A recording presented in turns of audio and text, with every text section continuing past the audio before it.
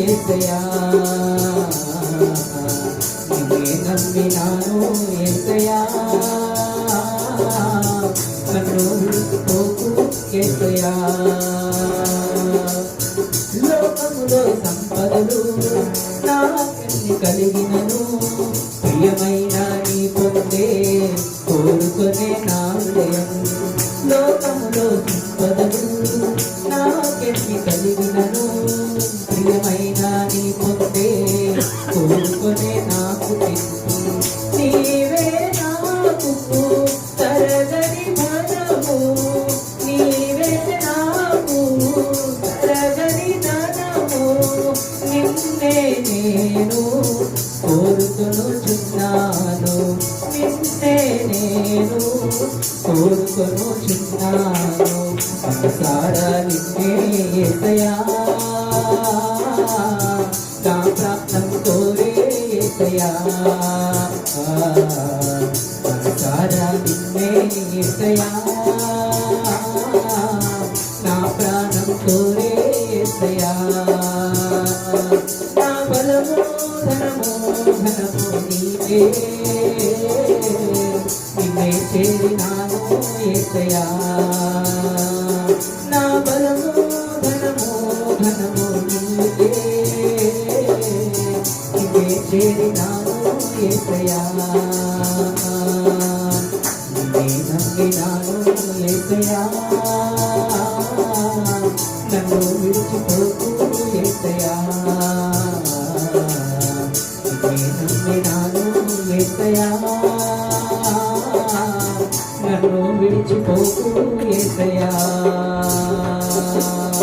దగదగమని మెరిసేటి నీ నిత్య రాజ్యములో నీతోనే కలకాలం కలిసి మెలిసి ఉంటాలని దగదగమని మెరిసేటి నీ నిత్య రాజ్యములో నీతోనే కలకాలం కలిసి మెలిసి ఉంటాలని బంగారపు వీధులలో నీతోనే నడవాలని బంగారపు వీధులలో నీతోనే నడవాలని పొందబోయే బహుమానం కన్నులార చూడాలని పొందబోయే బహుమానం కన్నులార చూడాలని ఆశతోనే చూస్తా యేసయ్యా ఆశలన్నీ నీవే యేసయ్యా ఆశతోనే చూస్తా యేసయ్యా ఆశలన్నీ నీవే యేసయ్యా నా ఆశ నీవే నిన్నే కోరినాను యేసయ్యా నిన్నే కోరినాను యేసయ్యా నిన్నే నమ్మినాను యేసయ్యా నన్ను విడిచిపోకు యేసయ్యా నిన్నే నమ్మినాను యేసయ్యా నన్ను విడిచిపోకు యేసయ్యా నా ప్రాణం జీవం నీవే నిన్నే చేరినాను యేసయ్యా నా ప్రాణం జీవం నీవే నిన్నే చేరినాను యేసయ్యా నిన్నే చేరినాను యేసయ్యా నిన్నే చేరినాను యేసయ్యా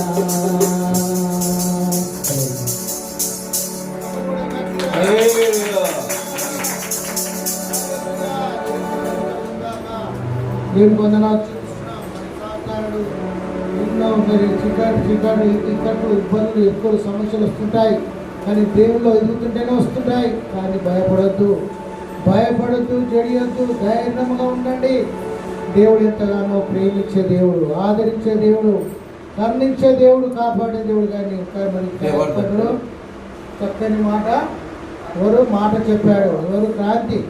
వాస్తవమే, సమస్యలు వస్తున్నాయి, నాకు తెలుసు.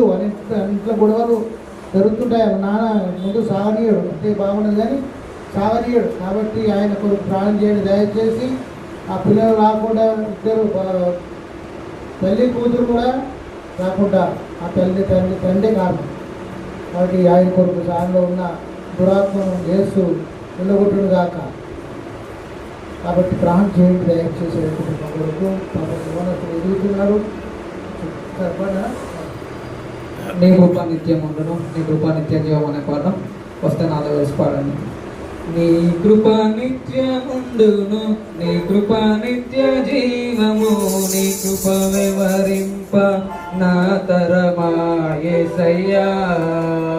నీ కృప నిత్యముండును, నీ కృప నిత్య జీవము, నీ కృప వివరింప నా తరమా యేసయ్యా. నీతిమంతుల గుడారాలలో వినబడుచున్నది రక్షణ సంగీత సునాదము. నీతిమంతుల గుడారాలలో వినబడుచున్నది రక్షణ సంగీత సునాదము.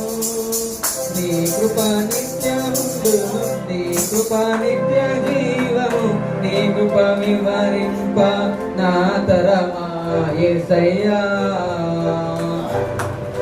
శృతి ఉన్న పాటలకు విలువలు ఉన్నట్లే కృతజ్ఞత నీచావు, కృపలో నిలిపావు.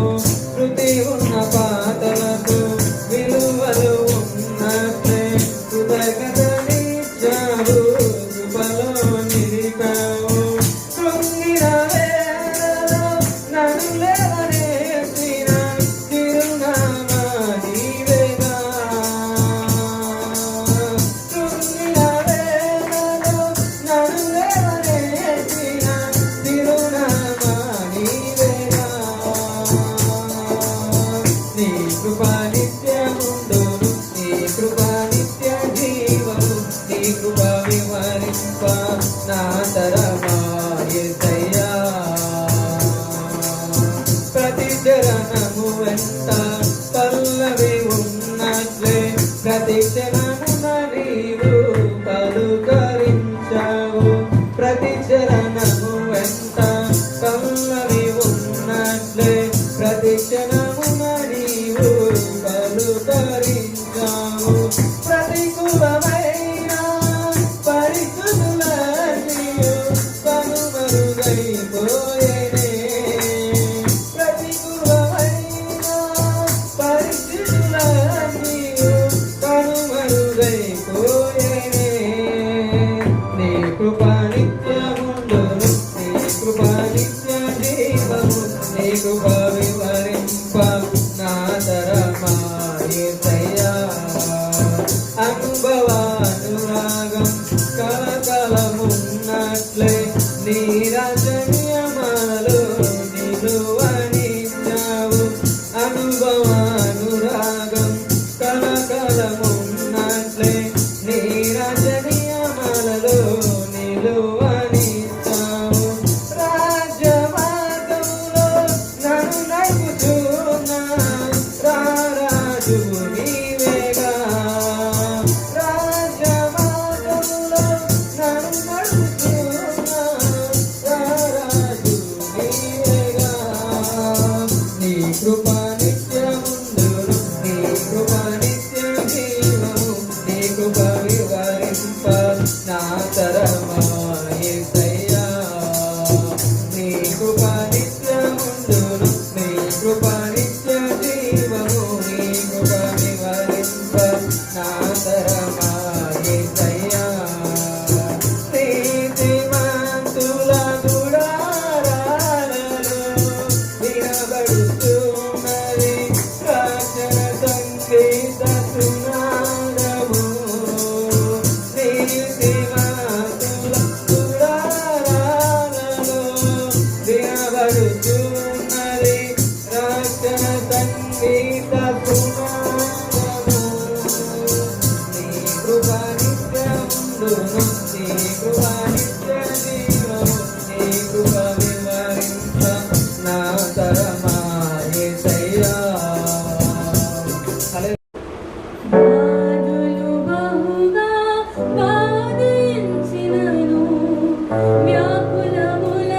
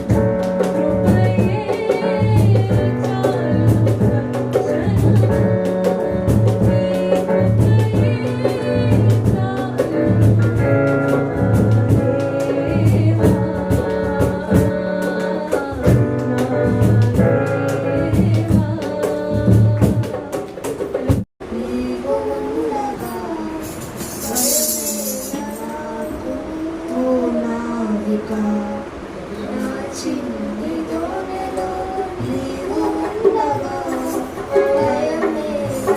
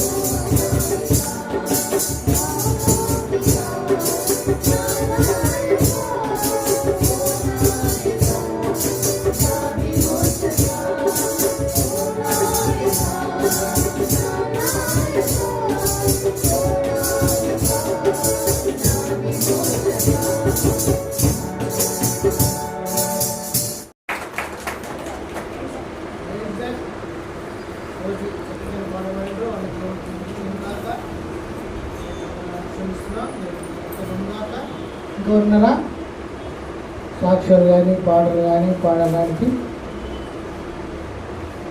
దేనికి వందనాలు చెల్లిస్తున్నాం. మరి ఈ సమయంలో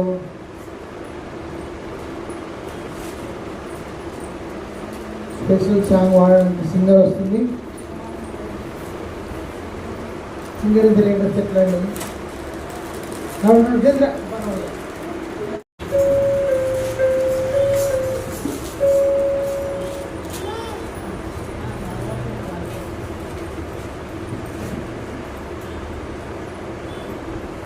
దేవుని మహిమకరంలో మా ఇంటికి చుట్టాలు చేయడానికి కోసం బయటకు ఈ పాట అందరికి వచ్చిన పాట మాకు తెలుసుకున్నాం. ఆరాధనకు యోగ్యుడా నిత్యము స్తుతించెదను.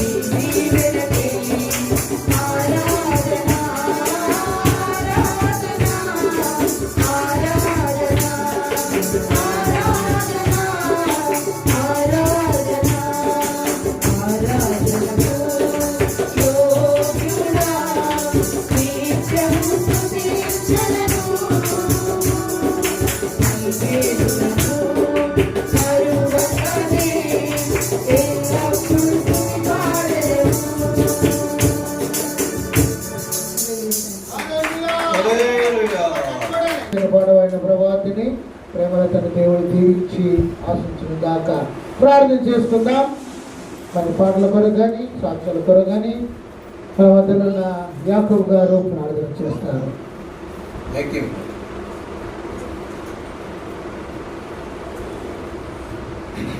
పరిశుభ్రం తండ్రి, సర్వశక్తి కృపమైన ప్రేమను పొలమొక్క తండ్రి కోరుతున్నాను ఆయన. మాలో మా తండ్రి బాబా ఉత్సాహానికి అంతా నీ కృతులు స్తోత్రం తండ్రి. మా నాయన మా నీ కృతులు స్తోత్రములు మరి సాక్ష్యం ఇచ్చిన విధంగా బట్టి స్తోత్రాలు చెప్తున్నాము. 315 వారం అంతా చేసిన మేల కొరకు మన దేవుని సన్నిధిలో కృతజ్ఞత చెల్లించే విధంగా ఉన్నాం. కాబట్టి మనము వాక్యము వర్తమానం ఉంటుంది. వాడు మన మధ్యలో దైవ సేవకులు ఉన్నాడు, దేవ సేవకులు మన మధ్యలో ఉన్నాడు. ఎంతో సంతోషం. దేవదాస్ అయ్యారు మన మధ్యలో ఉన్నారు. అయ్యారు వచ్చి వాక్యం పంచుకోవాలని అయ్యారు సమయము ముందుకు రండి. సభలు కొట్టండి, సభలు కొట్టండి.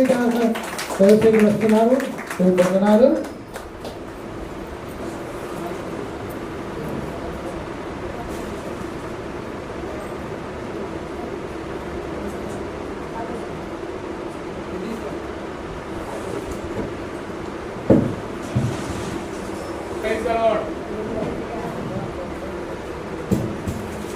Praise the Lord. హల్లెలూయా. దేవునికి స్తోత్రం. దేవుని నామానికి మరి మహిమ కలుగును గాక. అందరు బాగున్నారా? నాకు సంతోషం లేదు. అందరూ బాగున్నారా? అందరం బాగున్నాం. నాకు కరెక్ట్ ఆన్సర్ రావట్లేదు. మీరు ఇద్దరు అందరూ బాగున్నారా? Very good. అది రావాలి. దేవుని దయ వలన, దేవుని కృప వలన మేమందరము బాగున్నాం. అది రావాలి. ఎందుకంటే దేవుని ఏం చేయాలి? మనము ఘనపరచాలి. హల్లెలూయా. దేవునికి మహిమ కలుగును గాక.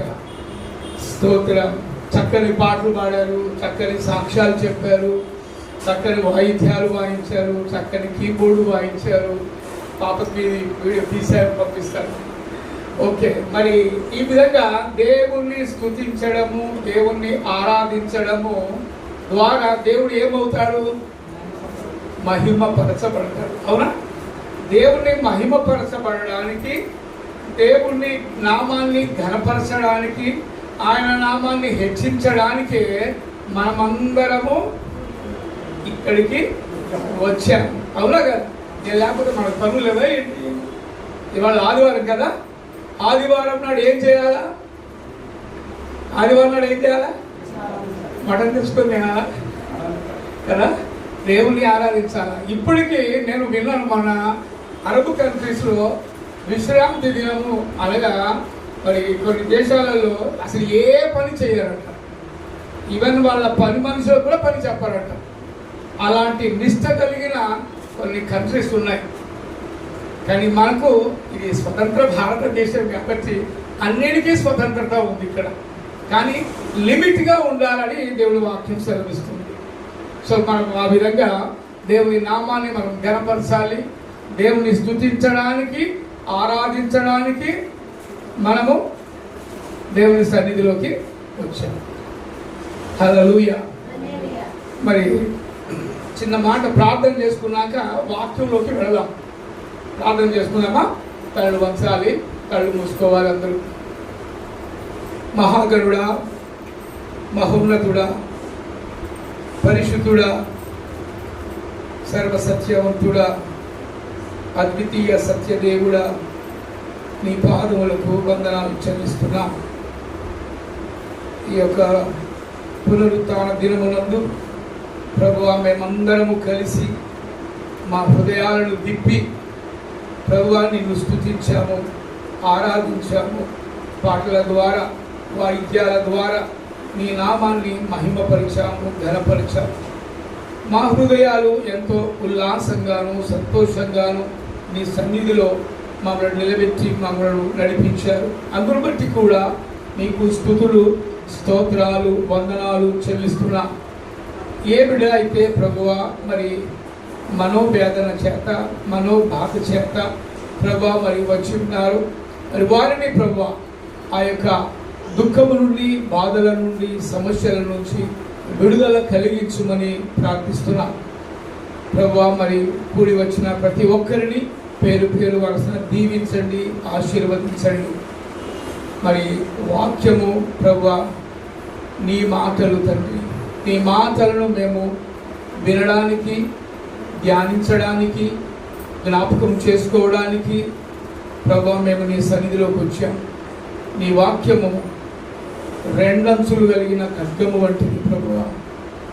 అలాంటి వాక్యాన్ని ప్రభువా మేము వింటున్నప్పుడు మా కళ్ళు, మా చెవులు, మా మనస్సు, మా హృదయం అన్నీ నీ వైపే ఉండునట్లు ప్రభువా, వేరే విషయాలపై మా ధ్యానము లేకుండా ఉండునట్లు ప్రభువా, వాక్యము పైన దృష్టి ఉంచి అర్థం చేసుకునే మరి మనస్సు మాకు అనుగ్రహించమని మేము ప్రార్థిస్తున్నాం.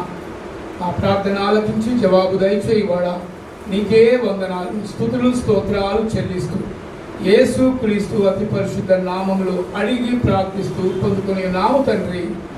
Amen, amen, amen. ఆమెన్ అంటే వెరీ గుడ్. ఆమెన్ అంటే అవునుగాక, అంటే ప్రార్థించిన మనవులన్నీ మన జీవితములో జరుగునుగాక, అవునుగాక, నెరవేర్చబడునుగాక. హల్లెలూయా. మంచిది, దేవునికి స్తోత్రం. రెండు విషయాలు మనం జ్ఞాపకం చేసుకుందామని ఎందుకో దేవుడు ప్రేరేపణ కలిగిస్తూ ఉన్నాడు. దేవుని ఆత్మ అనేది ప్రతివానికి ఉంటుంది, అవునా కదా? ప్రతివానికి అంటే మనుషులకు మాత్రమే ఏముంటుంది? ఆత్మ ఉంటుంది. జంతువులకు, పక్షులకు ఆత్మ ఉండదు. కానీ వాటికి ఏముంటుంది? వెరీ గుడ్, ప్రాణం ఉంటుంది, శరీరం ఉంటుంది, అవునా కదా? జంతువులకు శరీరం ఉంటుంది, మరి ప్రాణము ఉంటుంది, కానీ ఆత్మ ఉండదు. కానీ దేవుడు మాత్రం మనకి ఏమి ఇచ్చాడు? ఆత్మ ఇచ్చాడు. ఎందుకు ఇచ్చాడు? ఎందుకు ఇచ్చాడు ఆత్మను? ఎందుకు ఇచ్చాడు? ఆత్మగల దేవుడు ఆత్మను అనుగ్రహించాడు కదా. సింపుల్ జవాబు, ఆత్మగల దేవుడు ఆత్మను ఇచ్చాడు. ఈ ఆత్మ ఏ ఆత్మ? నరుని ఆత్మ, అవునా? నరుని ఆత్మకి ఇంకో పేరు ఉంది, ఏంటి? Very good. ఏమాత్మ? జీవాత్మ. ఇది ఈ జీవాత్మలు ఎవరిచ్చారు? జీవాత్మలు ఎవరిచ్చారు? పరమాత్ముడు ఇచ్చాడు. ఎవరిచ్చారు? పరమందున్నవాడు. ఆయన కూడా పరమందున్న ఆత్మ పరమాత్మ. అందుకే అంతా పరమాత్మకే తెలుసు అని అంటారు కొంతమంది, అవునా కదా? అంటే పరమందున్న ఆత్మ పరమాత్మ.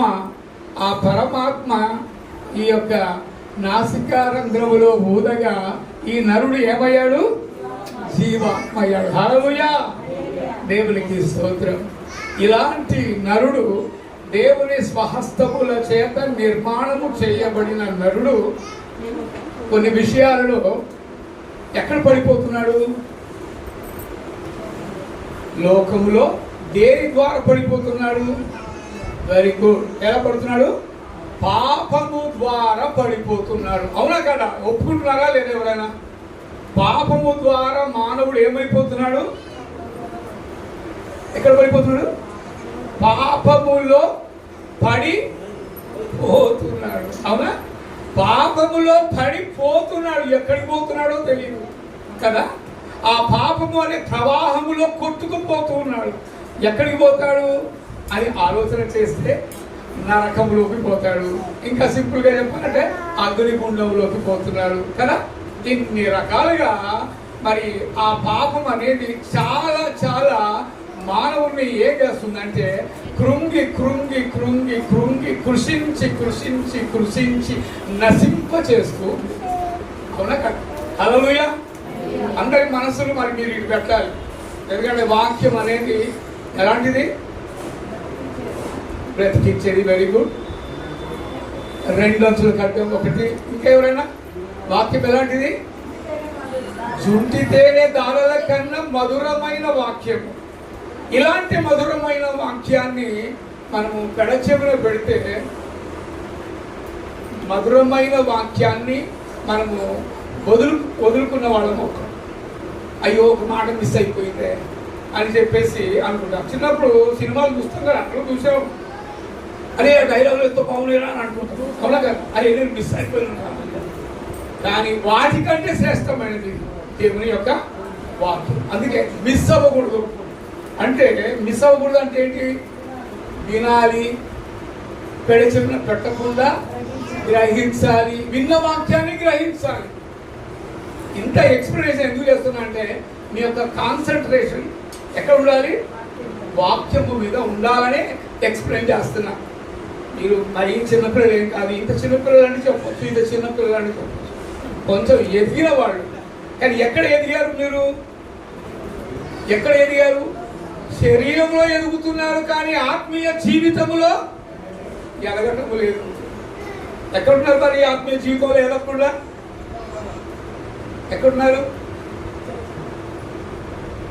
గొంగలంటారంట. గొంగలంటే దుప్పటి బెడ్షీట్ అనుకోండి. బెడ్షీట్ ఎక్కడున్నావు అంటే, అయ్యా నువ్వు వేసిన దగ్గరే ఉన్నాను ఇలా అంటారు. అవునా? నువ్వు వేసిన దగ్గర, నువ్వు ఎక్కడ వేసావో అక్కడే ఉన్నాను అంటారు. మరి మన ఆత్మీయ జీవితం కూడా మరి ఎప్పుడు ఎలా నమ్ముకున్నామో అప్పుడు అలాగే ఉంటుందా? దినదినము దినదినము ప్రవర్ధమానమై అది అభివృద్ధి చెందుతుందా? ఆత్మీయ జీవితంలో అభివృద్ధి చెందడానికే మనం ఇక్కడికి వస్తున్నాము, దేవుని స్తుతిస్తున్నాము, ఆరాధిస్తున్నాము కదా. మరి ఇలాంటి ఆత్మీయ స్థితి అనేది లేకపోతే మనం దేవుని నమ్ముకొని కూడా వ్యర్థమే. కాబట్టి ఒక్కొక్కరు సంవత్సరానికి, నేను చెప్తున్నాను, సంవత్సరానికి నెలకు తీసుకొని వస్తే ఇంకా మంచిది. కానీ ఒక్కొక్కరు ఒక్కొక్క వ్యక్తిని, ఒక నూతనమైన వ్యక్తిని మందిరంలోకి నడిపిస్తే, ఈ మందిరంలో ఇప్పుడు బహుశా ఎంతమంది ఉన్నారో? 50 మంది ఉన్నాం అనుకున్నాం. 50 మంది ఉండొచ్చు, లేకపోతే 100 మంది ఉండొచ్చు. ఒక్కొక్కరు ఒక్కొక్క వ్యక్తిని తీసుకొస్తే ఈ 50 మంది ఏమవుతారు? 100 మంది అవుతారు.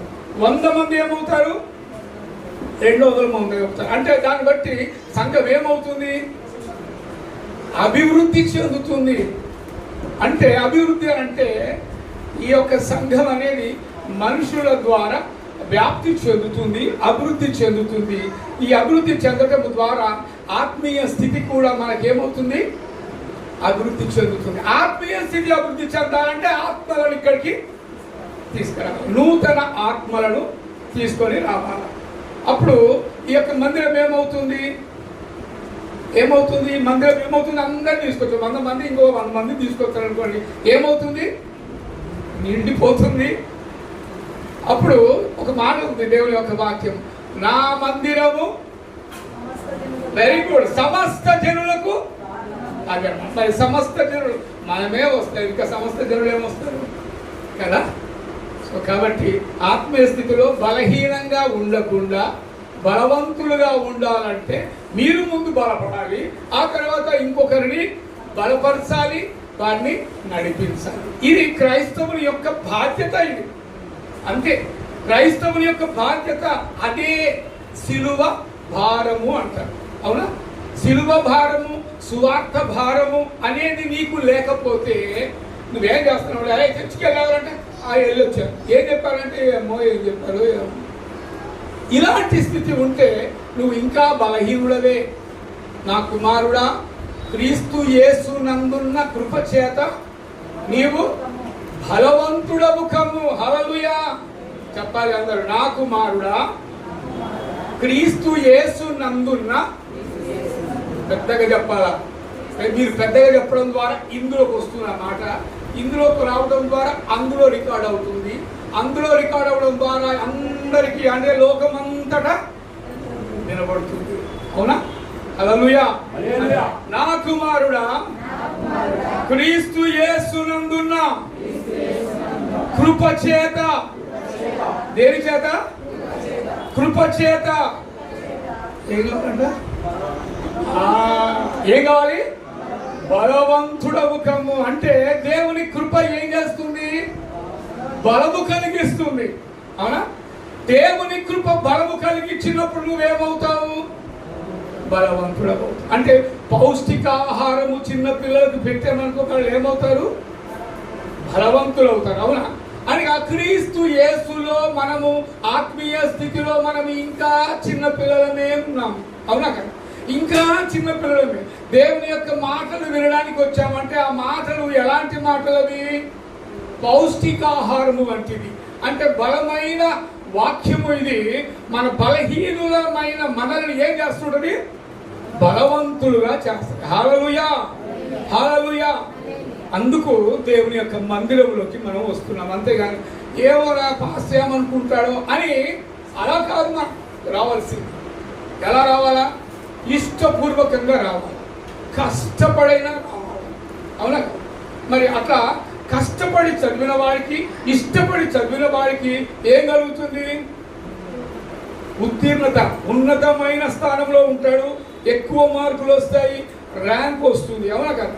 వాడు కష్టపడడు, వాడు ఇష్టం ఉండదు, చదువు ఉండదు, పాస్ కావాలంటే ఎలా అవుతారు చెప్పండి?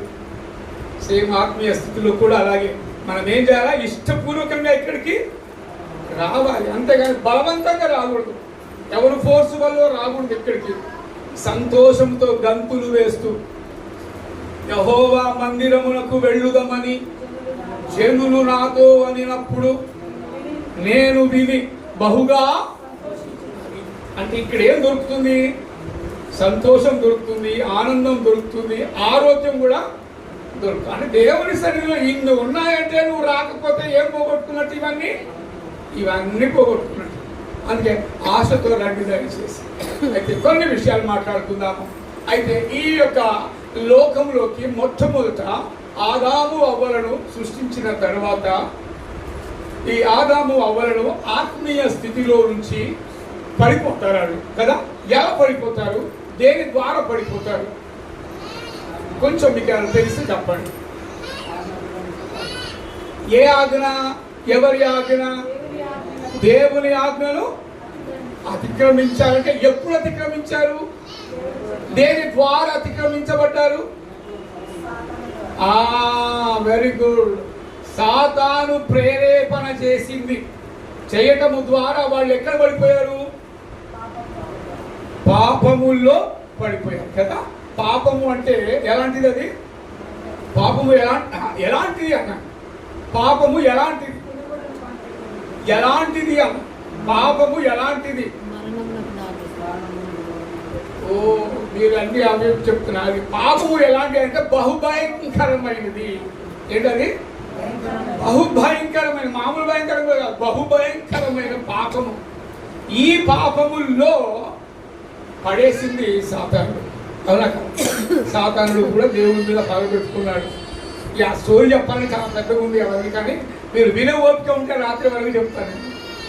సో కాబట్టి అలా కాదు. కానీ ఒకటేంటే పాపంలో పడిపోయారు, ఆనాడు పడిపోయారు. ఆ పాపం ఇప్పటి వరకు కూడా ఏమవుతుంది? కొనసాగుతుంది, కంటిన్యూ అవుతుంది. ఇప్పుడు పాపము ఇంకొక రకరకాలుగా మనం పాపం చేస్తున్నాం. దేని ద్వారా చేస్తున్నాము? Very good. ఎలా? మాటల ద్వారా. అవునా?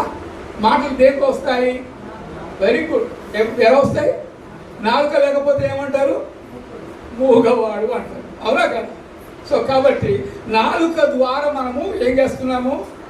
తెలిసి చేస్తాము, తెలియకుండా కూడా చేస్తాము, అనాలోచితంగా కూడా చేస్తూ ఉంటాం.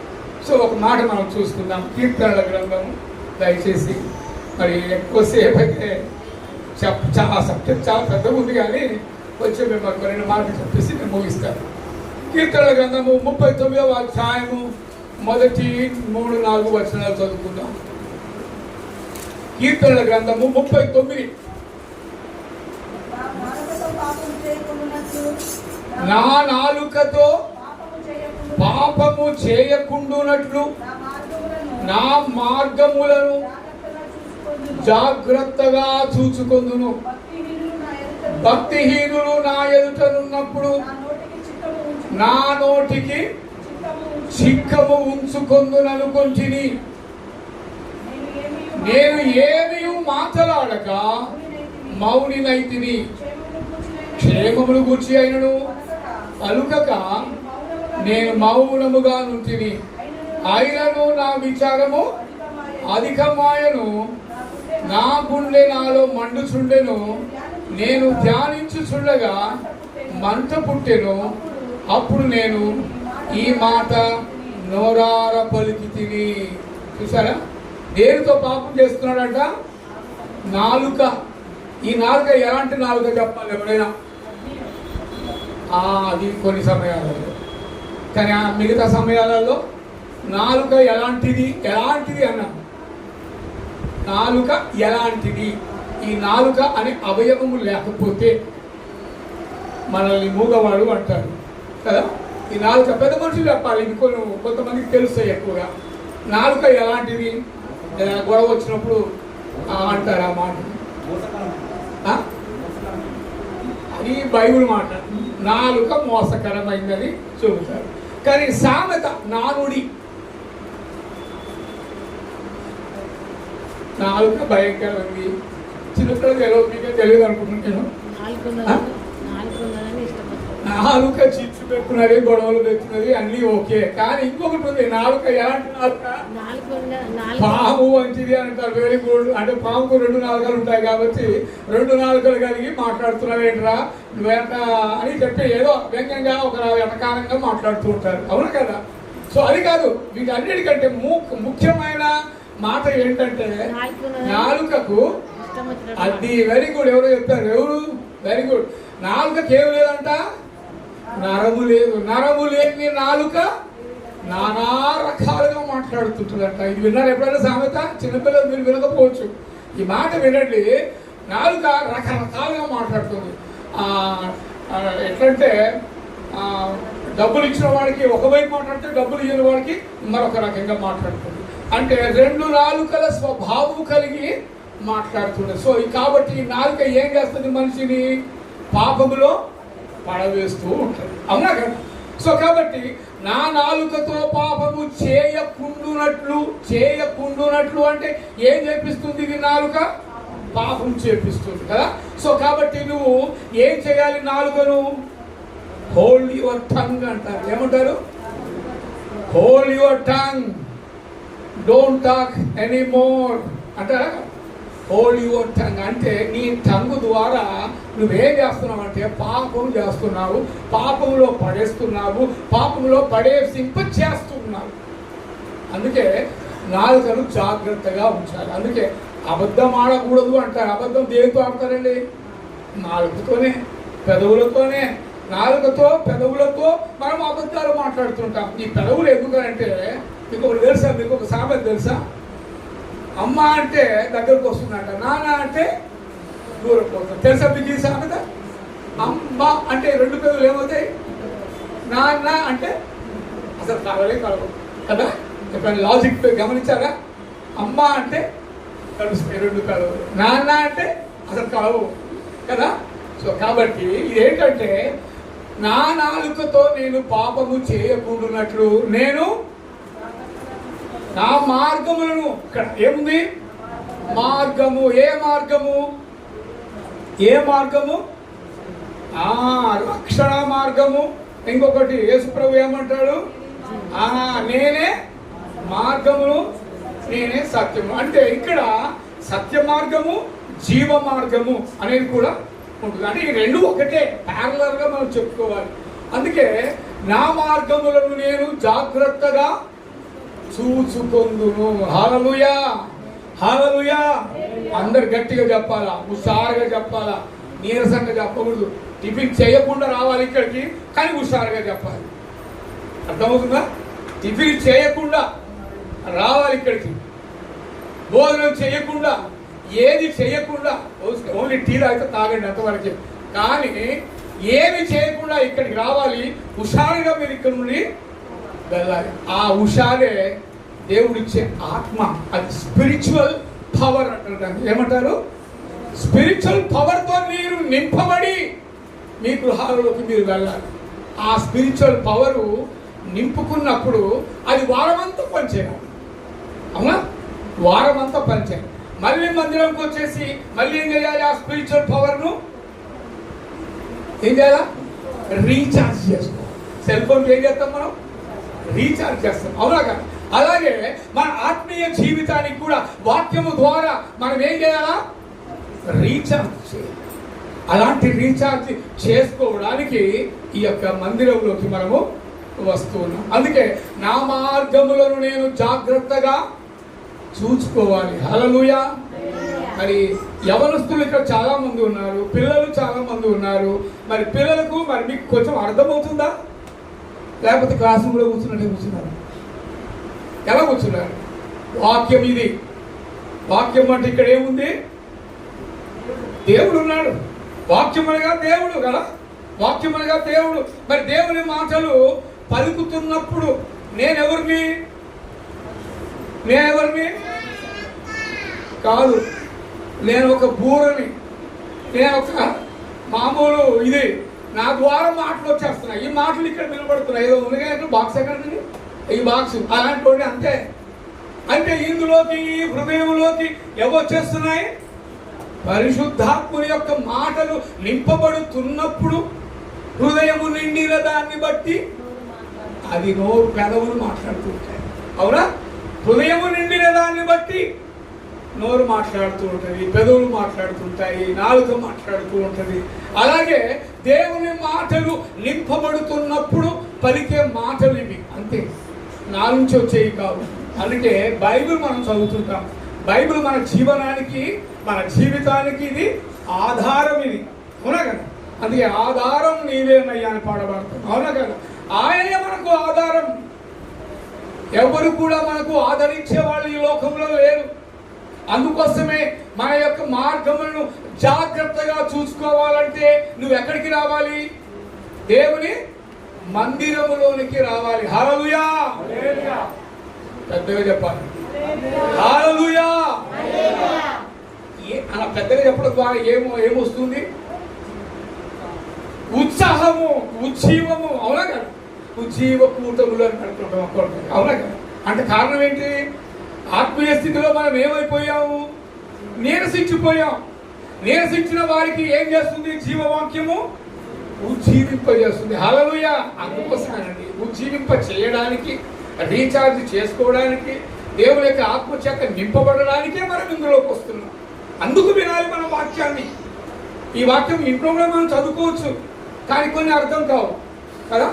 కానీ కొంతమంది ఇప్పుడు టీచరు ఏం చేస్తుంటాడు? మనకు టీచరు టీచింగ్ చేస్తాడు, పాస్టర్ ఏం చేస్తాడు? పాస్టర్ ఏం చేస్తాడు? ప్రీచింగ్ చేస్తాడు. అవునా కదా? ప్రీచింగ్ అంటారు. ఏమంటారు? ప్రీచింగ్. అందుకే ఈ ప్రీచింగ్ చేస్తున్నప్పుడు వింటున్న మాటల ద్వారా మన ఆత్మ ఏమవుతుంది? నింపబడుతుంది. ఉత్సాహము చేత, ఉజ్జీవము చేత, వాక్యము చేత నింపబడుతుంది. అలా నింపబడడం కోసమే మనము దేవుని మందిరంలోకి వస్తున్నాము. మన మార్గములను జాగ్రత్తగా చూసుకుంటున్నాం. హల్లెలూయా. దేవునికి స్తోత్రం. మరి భక్తిహీనులు నా ఎదుట ఉన్నప్పుడు నా నోటికి నేను ఏం వేసుకుంటాను అంటున్నాడు? చిక్కము. చిక్కము అంటే ఏంటి? చక్కని చిక్కము అంటారు దీన్ని ఇప్పుడు. అది కరోనా వచ్చినప్పుడు మాస్క్ వేసుకుంటాము. కరోనా అనేది ఏంటి ఇప్పుడు మాకు ఈ యొక్క స్పిరిచువల్ భాషలో చెప్పాలంటే కరోనా ఏంటి? సాతానుడు కలిగించే ఆలోచనలు, సాతానుడు కలిగించే మాటలు. ఆ మాటలు అవి వినకుండా మనం ఏం చేసుకోవాలి? చిక్కము వేసుకోవాలి. దేనికి వేసుకోవాలి చిక్కము? నోటికి వేసుకోవాలి. చిక్కము అంటే ఏంటి? చిక్కము అంటే చక్కని చిక్కము దేవుని వాక్యము అనండి. అవునా కదా? చక్కని చిక్కము దేవుని వాక్యము. ఈ వాక్యము ద్వారా నీ నోటికి ఏం చేసుకోవాలా? చిక్కము వేసుకోవాలా. చిక్కము వేసుకున్న వాడు ఇప్పుడు మనం ఎందుకు మరి చిక్కం వేస్తాం? చిక్కం అంటే ఇట్లా ముట్టుకు అది ఏది తినకుండా వేస్తాం కదా. మరి అది ఏమి తినకుండా వేసినప్పుడు అది మరి ఉంటుంది, ఇంకా ఏమి తినలేదు అది. మరి అలాగే మరి దేవుని వాక్యము అనే చిక్కాన్ని మనం వేసుకున్నట్లయితే అప్పుడు మనం ఏమి మాట్లాడము? వ్యర్థమైన మాటలు మాట్లాడము, బూతు మాటలు మాట్లాడము, ఇంకా వ్యంగ్యమైన మాటలు మాట్లాడము, సరసోక్తులు మాట్లాడము, ముసలమ్మ ముచ్చట్లు మాట్లాడము కదా. ఎన్ని రకాలుగా ఉంటుంది. అందుకే ఇప్పుడు ఈ వాక్యం ఏంటిదంట? ఏమనుకున్నదంట? వాక్యం ఏంటి? చిక్కము వంటి చిక్కము. నోటికి చిక్కము వేసుకోవాలి. ఈ చిక్కము ఎలాంటిదంట? చక్కని చిక్కము దేవుని వాక్యము. హల్లెలూయా. సో కాబట్టి ఈ వాక్యము ద్వారా మన మార్గంలో ఏం చేసుకోవాలి? జాగ్రత్తగా చూసుకుని. అవునా కదా? ప్రసంగిలో కూడా మనం చూస్తామండి, నీవు దేవుని మందిరములకు వెళ్ళునప్పుడు నీ ప్రవర్తనను చక్కని చిక్కము చేత నీవు చిక్కబడి నీ ప్రవర్తనను జాగ్రత్తగా చూచుకొనుము. హల్లెలూయా. అవునా కదా? చక్కని వాక్యము అనగా ఈ చక్కని వాక్యము ద్వారా నువ్వు చిక్కము వేసుకుని నీ ప్రవర్తనను ఏం చేయాలి? జాగ్రత్తగా చూసుకోవాలి. అది మనము గోడకు తగిలించిన అద్దం దగ్గరికి వెళ్తాం. ఎందుకు వెళ్తాం? అద్దం దగ్గరికి ఎందుకు వెళ్తాం? పిల్లలు మీరు చెప్పాలా? అద్దం దగ్గరికి ఎందుకు వెళ్తాం? ముఖాన్ని మనము చూసుకుంటాం. ఎందుకు చూసుకుంటాం? ఏముందని చూసుకుంటాము? ఏమైనా ఉందో లేదో అని చూసుకుంటాం. అంటే ఈ మామూలు గోడకు తగిలించిన అద్దము మరి నీ ముఖ యొక్క అందాన్ని చూసుకుంటున్నావు, దానిపైన ఏమైనా ఉందా లేదా అని చూసుకుంటున్నావు, పౌడర్ ఎక్కువ పడిందా లేదా అని చూసుకుంటున్నావు, ఎంటుకలు చెదిరిపోయాయా లేదా అని చూసుకుంటున్నాము, ఎన్నెన్నో రకాలుగా నీ శరీరాన్ని చూసుకుంటున్నావు అద్దంలో. అవునా కదా? మరి ఈ చక్కని వాక్యము అనే ఈ అద్దంలో ఏం చూసుకోవాలా? అంతరంగములో మనం ఏముందో చూసుకోవాలా, జీవితములో ఏముందో చూసుకోవాలా, ప్రవర్తనలో ఏముందో చూసుకోవాలా, మన ప్రవర్తన ఎలా ఉందో కూడా చూసుకోవాలి. అందుకే దేవుని యొక్క వాక్యము ఎలాంటిదంట? అద్దము వంటిది, రెండంచుల ఖడ్గము వంటిది. ఈ దేవుని వాక్యము మరి మనము విన్నప్పుడు మన ప్రవర్తన మనమే జాగ్రత్తగా చూసుకోవాలి. మనం ఏం చేసాం, ఇంతకుముందు ఏం చేసాం, ఇప్పుడు ఏం చేస్తున్నాం, రేపేం చేయాలా? అవునా కదా? దీన్ని ఏమంటారు? Very good. ఏంటది? Past tense, present tense, future continuous. దీనికి ఎండ్లెస్ అన్నమాట. అంటే మన యొక్క ప్రవర్తన, మన యొక్క జీవితము ఊపిరి ఉన్నంత వరకు అది కంటిన్యూ అవుతూనే ఉంటుంది కదా. మరి అలాంటప్పుడు మన యొక్క ప్రవర్తన మనం జాగ్రత్తగా కంటిన్యూగా చూసుకుంటూ ఉండాలి. దేంట్లో చూసుకుంటూ ఉండాలి? వాక్యం అనే అద్దంలో చూసుకోవాలి. చక్కని చిక్కము వంటి దేవుని వాక్యములో మనము చూసుకోవాలి. సో కాబట్టి మన మార్గములు ఎలాంటి మార్గములు, నేను ఏ మార్గంలో ప్రయాణం చేస్తున్నాను, నా మార్గము ఎలాంటి మార్గము, సత్య మార్గమా, జీవ మార్గమా, లేకపోతే మరి నరకానికి పోయే మార్గమా, ఎలాంటి మార్గంలో నేను ఉన్నాను అనేది మనము పరిశీలన చేసుకోవాలి. సో కాబట్టి ఇక్కడ ఏమంటున్నా అంటే, నా నోటికి చిక్కము ఉంచుకొందునని అనుకొంటిని అంటున్నాడు కదా. ఏమంటాడు? అనుకోవడం వేరు, ఆచరించడం వేరు. అవునా కదా? సో కాబట్టి ఇక్కడ నా నోటికి నేను చిక్కము వేసుకుందని అనుకుంటుని నేను ఏమీ మాట్లాడక నేను ఏమీ మాట్లాడక మౌనినైతిని అనని మౌని అవునా? సో కాబట్టి దేవుని వాక్యము చాలా జాగ్రత్తగా వినాలి, మౌనంగా వినాలి, ధ్యానించి వినాలి. నేను ఏమీ మాట్లాడక మౌనైతిని, క్షేమమును గూర్చేనను పలుకక నేను మౌనముగా ఉంటిని, అయినను నా విచారము అధికమాయను, నా గుండె నాలో మండుచుండెను. గుండె ఏమవుతుంటుందట? మండుచుంటుంది. ఎప్పుడు మండుతున్నది అంటే నువ్వు రియలైజ్ అయినప్పుడే గుండె మండుతూ ఉంటుంది. నువ్వు రియలైజ్ కానప్పుడు గుండె మండదు. సో కాబట్టి మనం దేవునిలో మనం ఏం కావాలా?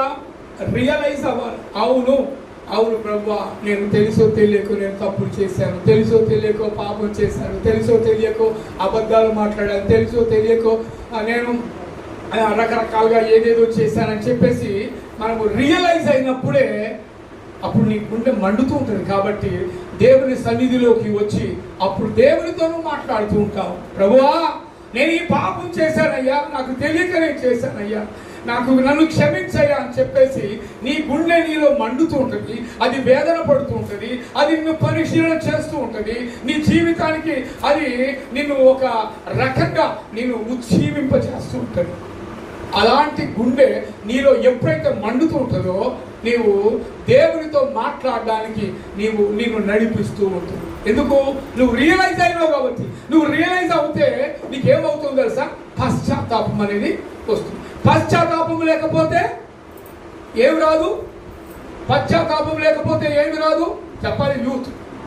పశ్చాత్తాపం లేకపోతే ఏమి రాదు?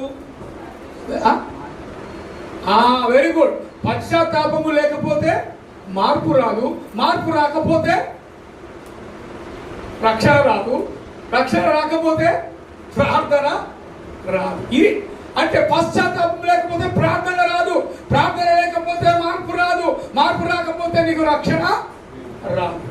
ఇన్ని ఉన్నాయి. అందుకే పశ్చాత్తాపం అనేది చాలా ప్రాముఖ్యమైనది. అందుకే పశ్చాత్తాపము ప్రాయశ్చిత్తము చేస్తుంటది. పాపాన్ని ఏం చేస్తుందంట? ప్రాయశ్చిత్తం చేస్తుంటది. దేవుని వాక్యము పాపము నుండి ఏం చేస్తుంది? దేవుని వాక్యము చిక్కము వేసుకున్నాం కదా, మరి దేవుని వాక్యం ఏం చేస్తుంది? ప్రక్షాళన చేస్తుంది. ఏం చేస్తుంది? చెప్పాలి మీరు. ప్రక్షాళన అనండి, గట్టిగా చెప్పాలి. ప్రక్షాళన అంటే కడిగి వేస్తుంది. పాపము నుండి దేవుని వాక్యము నిన్ను ప్రక్షాళన చేస్తుంది. అందుకే నీ వాక్యము చేత నేను నా ప్రవర్తనను మార్చుకుంటుని, నేను ప్రవర్తన జాగ్రత్తగా చూసుకుంటుని. నీ వాక్యము నన్ను బ్రతికిస్తూ ఉంది, నీ వాక్యము నన్ను కడిగిస్తుంది, నీ వాక్యము నన్ను నడిపిస్తుంది. నా బాధలలో నీ వాక్యము నాకు నెమ్మదిని కలిగిస్తుంది. ఇది వాక్యము అంటే. ఇలాంటి వాక్యము కలిగిన ఈ మాటలు మనకి ఎక్కడ కూడా దొరకవు. అవునా? హల్లెలూయా. దేవుని వాక్యము ఎక్కడ దొరుకుతుంది? దేవుని మందిరములో దొరుకుతుంది. కూరగాయలు ఎక్కడ దొరుకుతాయి? మార్కెట్లో దొరుకుతుంది. మటన్ ఎక్కడ దొరుకుతుంది? మార్కెట్లో దొరుకుతుంది. కానీ దేవుని యొక్క మాటలు ఎక్కడ దొరుకుతాయి? దేవుని మందిరములో దొరుకుతాయి. కాబట్టి ఇప్పుడు ఏమైనా దేవుని బిడ్డలారా, దేవుని మాటలు వినడానికి ప్రతి ఆదివారము దేవుని సన్నిధిలోకి మనము రావాలి. అవునా కదా? ఇంకొక మాట మనం చూసుకుందాము. మరి కీర్తనల గ్రంథము 12వ అధ్యాయము 3-4 వచనం చదువుకుందాం. కీర్తనల గ్రంథము 12వ అధ్యాయము 3-4 వచనాలు. యెహోవా ఇచ్చకములాడు పెదవులన్నిటినీ, బింకములాడు నాలుకలన్నిటినీ జాగ్రత్త. ఏం చేస్తాడంట? బింకములాడు నాలుకలన్నిటినీ. అది బింకములాడు అంటే మరి మనము అవునున్న దాన్ని కాదనటము, లేకపోతే వ్యంగ్యంగా మాట్లాడటము, ఇలాంటి మాటల ద్వారా కూడా నాలుక ఏం చేస్తుంది? మనల్ని పాపంలో పడేస్తుంది. అవునా కదా? జాగ్రత్తగా వినండి పిల్లలు. ఎందుకంటే ఈ మాటలు మరి మనం పెద్దగా అయినాక కూడా జ్ఞాపకం చేసుకోవాలి. ఈ మాటలు ప్రతిరోజు దేవుని వాక్యాన్ని ధ్యానిస్తున్నప్పుడు, చదువుతున్నప్పుడే మీకు ఇవన్నీ ఆకలింపు చేసుకుంటారు, అర్థం చేసుకుంటారు, దాన్ని ఆచరణలో పెట్టడానికి ప్రయత్నము చేస్తూ ఉండాలి. అప్పుడు అదే దేవుని వాక్యం వినడం అంటే, అంతేగాని ఈ చెవుతో విని ఈ చెవుతో వదిలేయటం కాదు. ఇది ఎక్కడ రాసుకోవాలంటే దేవుని వాక్యాన్ని ఎక్కడ రాసుకోవాలా చెప్పాలి పిల్లలు. దేవుని వాక్యము హృదయం అనే పలక మీద, చెప్పండి, దేవుని వాక్యము హృదయం అనే పలక మీద రాసుకుంటాను. రాసుకోవాలి కాదు, రాసుకుంటాను. ఏంటది? అంటే రాసుకుంటాను అంటే ఏంటి? మనం ప్రజెంట్ దాన్ని కంటిన్యూ చేస్తూ ఉంటాం దేవుని వాక్యాన్ని. హల్లెలూయా, దేవునికి స్తోత్రం. మరి ఇక్కడ ఏమంటున్నాడు? ఇచ్చకములాడు పెదవులను, బింకములాడు నాలుక. వీటికి ఒక పేరు ఇచ్చాడు చాలా. ఇచ్చకములాడే పెదవులంట, బింకములాడే నాలుక అంట. మరి ఈ నాలుకతో మనం ఏం చేస్తున్నామంటే పాపములో పడిపోతూ ఉంటాం. సో పాపములో పడిపోకుండా ఉండున్నట్లు నా నోటికి ఏం చేసుకోవాలా? చిక్కము. ఎలాంటి చిక్కము ఇది? చెప్పాలి, ఎలాంటి చిక్కము? చక్కని వాక్యము అనే దేవుని చిక్కము. అవునా కదా? సో కాబట్టి నేను వేసుకుంటాను. తర్వాత మా నాలుకల చేత మేము సాధించదము. మా పెదవులు మావి మా ప్రభు ఎవడని వారు అనుకుందరు. చూసారా? అని హృదయంలో ఏమనుకుంటారో కూడా ఇక్కడ చెబుతున్నాం. మా పెదవులు మావే, మా నాలుక మాదే, మా హృదయం మాదే, కానీ వారి దేవుడు ఎవరు అని చెప్పి మరి అనుకుంటుంటారు. ఈ విధంగా బింకములు ఆడుతుంటారు, వ్యంగ్యంగా మాట్లాడుతుంటారు. ఈ మధ్యలో ఒకడు వ్యంగ్యంగా మాట్లాడుతున్నాడు తెలుసా? దేవుని వాక్యాన్ని వ్యంగ్యంగా మాట్లాడుతున్నాడు ఒక గుండుగాడు. మీరు బాగా యూట్యూబ్లో చూస్తుంటారు. గుండుగాడు కాషాయ వస్త్రాలు వేసుకొని గుండుగాడు చూస్తూ ఉంటాడు తెలుసా? ఎడారి మతం అని కూడా అంటుంటాడు వాడు. ఎడారి మతం కాదు, వాడి గుండు మీదే ఒక్క ఎంటుక కూడా ఉండదు. వాడి గుండె ఎడారిగా ఉంటుంది. గమనించారా? ఎప్పుడైనా మీరు గమనించారా? యూట్యూబ్ చూసేవాళ్ళకి తెలుస్తుంటాయి ఇవన్నీ. సో కాబట్టి వాడి గుండు మీద ఒక్క ఎంటుక ఉండదు, వాడి గుండె ఎడారిగా ఉంటుంది. అంటే వాడు పాటించేది ఎడారి మతం వాడిదే, మనది కాదు. మన మతం ఎలాంటిది? మన మతం కాదు, మన మార్గం ఇది. మార్గం ఎలాంటిది? ఎడారిలో కూడా నీళ్లను ప్రవహింప చేసే దేవుని వాక్యము ఇది. అందుకే అక్కడ కూడా ప్రవహిస్తుంటాడు. ఇంకొకటి ఏమన్నాడో తెలుసా? ఈ సిమ్ము, క్రిస్టియానిటీ అనే సిమ్ము ఇక్కడ పనిచేయదు, ఫారిన్ కంట్రీస్లో పనిచేస్తానని అన్నాడు. మీకు తెలుసో లేదో, ఇవన్నీ చాలా మాట్లాడారు ఒక్కొక్కడు. కానీ దేవుని వాక్యము ఇది ఇంటర్నేషనల్ సిమ్. ఇది ఏంటది? ఇది international SIM. Jesus and Bible అనేది ఇంటర్నేషనల్ సిమ్. ఇది ఎక్కడైనా పని చేస్తుంది. అవునా కదా? సో కాబట్టి ఎక్కడైనా పనిచేసే ఇంటర్నేషనల్ సిమ్ ఏదిరా అంటే దేవుని వాక్యము తప్ప మరొకటి లేదు. హల్లెలూయా. అందుకే ఈ దేవుని వాక్యము అనే చిక్కమును మన నోటికి వేసుకొని మనము బింకములు ఆడకుండా, లేక వ్యంగ్యంగా మాట్లాడకుండా మన నాలుకను మనం ఏం చేసుకోవాలా? జాగ్రత్తగా చూసుకోవాలా. అప్పుడు ఆయన మార్గములు సరళ మార్గములుగా మారిపోతుంటాయి. మరి దేవుని వాక్యము ద్వారా మన ప్రవర్తనను మనం ఏం చేస్తుంటాము? జాగ్రత్తగా చూసుకుంటాము. అనుదినము మనము దేవుని యొక్క వాక్యాన్ని చదవాలి. వాక్యం ఉదయాన్నే లేచి దేవుని వాక్యం చదవటం అది నేర్చుకోవాలి.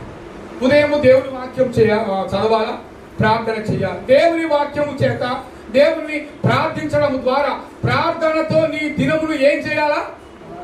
అది వెరీ గుడ్. ఏం చేయాలా? ప్రార్థన చేత లేవగానే ప్రార్థన చేయాలి, లేవగానే బైబిల్ చదవాలా.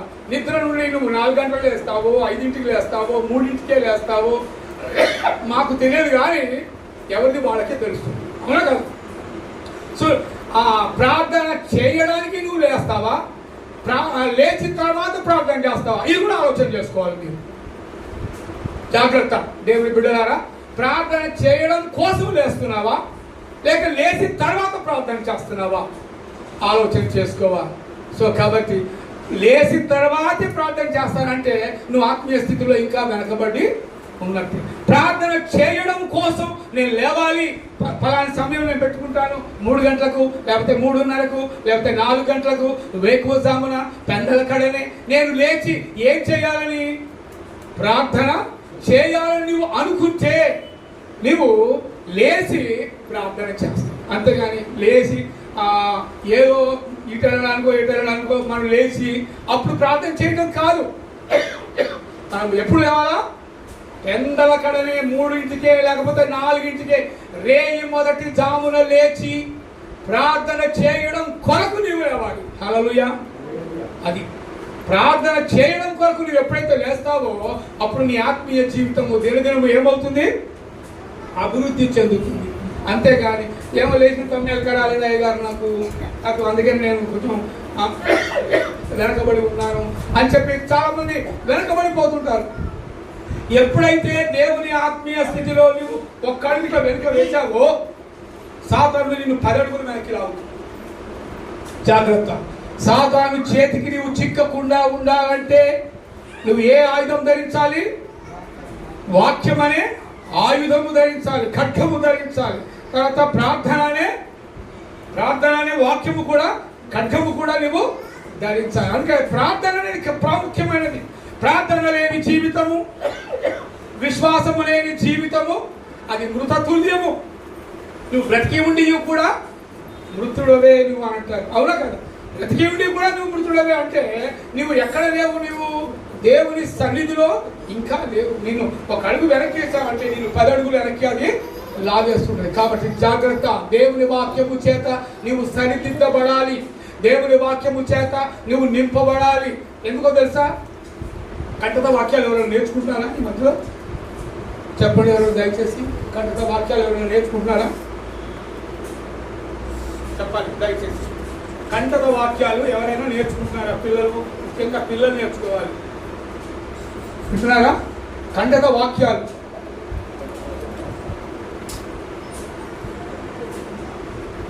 ఎందుకు నేర్చుకోవాలి తెలుసా మీకు? ఎందుకు నేర్చుకోవాలి? పిల్లలే కాదు, పెద్దలు కూడా నేర్చుకోవాలి. 23వ కీర్తనలో ఏముంటుంది చెప్పండి? Very good, very good. చూడకుండా చెప్పేస్తావా? చూడకుండా చెప్తావా? చెప్పాలి. ఎందుకో తెలుసా? రాబోయే రోజులు ఎలాంటి రోజులు ఇవి? వాక్యము కరువయ్యే రోజులు రాబోతున్నాయి. హల్లెలూయా. వాక్యము కరువయ్యే రోజులు రాబోతున్నాయి కాబట్టి జాగ్రత్త. దేవుని బిడ్డలారా జాగ్రత్త. ఇప్పుడు మన మోడీ ప్రభుత్వం, నేను డైరెక్ట్ చెప్పొస్తున్నాను, మోడీ ప్రభుత్వం బైబిల్ నిషేధించడానికి ప్రయత్నాలు చేస్తున్నారు. ఈ గవర్నమెంట్ ఉన్నంత కాలము బైబిల్ నిషేధించడానికి ప్రయత్నాలు చేస్తున్నారు. జాగ్రత్త. మీరందరూ ఏం చేయాలా? ప్రార్థన చేయాలి. ఎందుకంటే నీకు విరోధముగా రూపింపబడిన, ఇది ఆయుధం కాదు ఇప్పుడు, ఇది నీకు వ్యతిరేకముగా రూపింపబడిన ఏ చట్టాలు కూడా, ఏ తీర్పులు కూడా అవి నిలబడవు. హల్లెలూయా. అంటే సాతానుడు వేసే బాణాలు ఇవి. సాతానుడు వేసే బాణాలు అవి నిలవకుండా ఉండాలంటే ప్రతి క్రైస్తవుడు ఏం చేయాలా? ప్రార్థన చేయాలి. ప్రార్థన చేయడం ద్వారా ఆ చట్టాలు, ఆ యొక్క తీర్పులు ఏమవుతాయి? కొట్టివేయబడతాయి. హల్లెలూయా.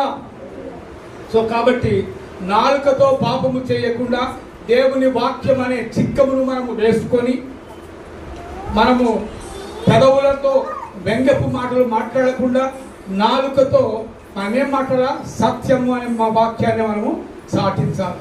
వాక్యము చెప్పాలి. ప్రతి ఒక్కరూ వాక్యము చెప్పే, సువార్త చెప్పే భారము కలిగి ఉన్నప్పుడే వాడు నిజమైన క్రైస్తవుడు. బాగా గుర్తుపెట్టుకోండి యూత్, మీరు ఎక్కువ గుర్తుపెట్టుకోవాలి.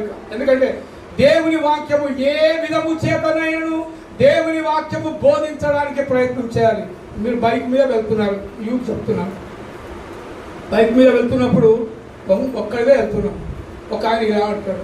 ఏం చేయాలి మరి? మీరు వెళ్ళిపోతూనే ఉంటారా చూడకుండా? ఏం చేయాలి? బ్రేక్ వేయాలా? Very good. ఫస్ట్ బ్రేక్ వేయాలా, తర్వాత లిఫ్ట్ ఇచ్చి ఏం చేయాలా? లిఫ్ట్ ఇచ్చి ఏం చేయాలా? ఎక్కడికి వెళ్ళాలా? నీ పేరేంటి, ఏం పని చేస్తుంటావు అని ఇలాంటి అన్నీ అడిగేసి మెల్లిగా నేను ఎందుకు ఆపాను తెలుసా బండిని అని అడగాలి కదా. నేను ఎందుకు ఆపాను తెలుసా, నేను ఎందుకు ఎక్కించుకున్నాను తెలుసా, నేను ఒక్కడిని వెళ్ళినా అదే పెట్రోలు, మనం ఇద్దరం వెళ్ళినా అదే పెట్రోల్ కాలుతుంది, కనుక నీకు నేను లిఫ్ట్ ఇచ్చాను అని చెబుతూ ఇది క్రీస్తు ప్రేమ అని మనం చెప్పాలి. దేవుని వాక్యం అక్కడ చెప్పాలి. ఇప్పుడు డైరెక్ట్ పోయి కనపత్రాలు ఇస్తారా, నీకు ఎవరు రానికి పర్మిషన్ ఇచ్చాడు అన్ని రకరకాలుగా అనుకుంటాం. సో కాబట్టి నువ్వు లిఫ్ట్ ఇవ్వాలి, దేవుని వాక్యము ఆయనకు గిఫ్ట్గా నువ్వు ఇవ్వాలి. హల్లెలూయా. అవునగా నువ్వు ఎప్పుడైతే లిఫ్ట్ ఇస్తావో దేవుని వాక్యము గిఫ్ట్గా కూడా ఆయనకు మనం ఇవ్వాలి. అప్పుడే మన యొక్క ప్రవర్తన, క్రైస్తవ జీవితము అభివృద్ధి చెందుతుంది. సో కాబట్టి ఇలాంటి స్థితిలో మనము గట్టిగా ఉండాలి. ఎన్నెన్నో అది ఒక పాట తెలుసా మీకు? ఎన్నెన్నో ఇక్కట్లు బ్రతుకులో వచ్చిన నిన్ను విడువానయ్యా. పాడి. ఇక్కట్లు బ్రతుకులో వచ్చిన నిన్ను విడువానయ్యా. రక్తము చిందించి సాక్షిగా నుండును నిశ్చయం నిశ్చయమే. రక్తము చిందించి సాక్షిగా నుండును నిశ్చయం నిశ్చయమే. రక్షకుడా సునాదా ఆరాధనా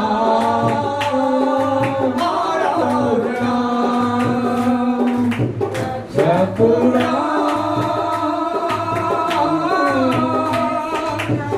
సునాదా ఆరాధనా ఆరాధనా. హల్లెలూయా. ఎన్నెన్నో ఇక్కట్లు మన బ్రతుకులో వచ్చినా ఎవరిని విడవద్దు? యేసయ్యను విడవద్దు. అది అన్నమాట. సైనికుడు యుద్ధంలోకి వెళ్ళినప్పుడు శత్రువుకు భయపడతాడా, లేకపోతే శత్రువుని ఎదిరించడానికి పరిగెడతాడా? ఎదిరించడానికి పరిగెడతాడు. అలా సైనికుడు వలె సేవకుడు పనిచేయాలి. సేవకుడు అంటే ఏంటి అని చెప్పి ఇంతకుముందు, సేవ అంటే ఏంటి? పాస్టరు సేవకైనా చెప్పండి, సేవకైనా చెప్పాలి, గట్టిగా చెప్పాలి. సేవకైనా సావుకైనా సిద్ధంగా ఉన్నవాడే సేవకుడు. హల్లెలూయా. సో అలాంటి స్థితి అంటే అంత సిద్ధంగా యూత్ ఉండాలని దేవుని వాక్యము మీకు హెచ్చరిస్తుంది. దేవుడి యొక్క మాటలను మరి మనందరి హృదయాలలో నింపబడి జీవింపబడి మీరందరూ మరి బలపడాలని దేవుని యొక్క వాక్యము మరి కోరుకుంటుంది. నేను కూడా అలాగే కోరుకుంటున్నాను. దేవుడు మీ అందరినీ దీవించునుగాక. సమయం ఇచ్చిన అయ్యగారికి కూడా వందనాలు చెల్లిస్తూ నేను నా మాటలను ముగిస్తున్నాను. ఆమేన్.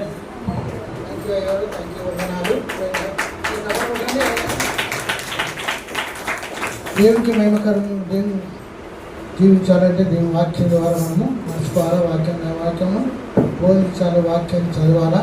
చక్కగా మన నాలుకను మన కంట్రోల్లో పెట్టుకోవాలి. మన హృదయాన్ని మన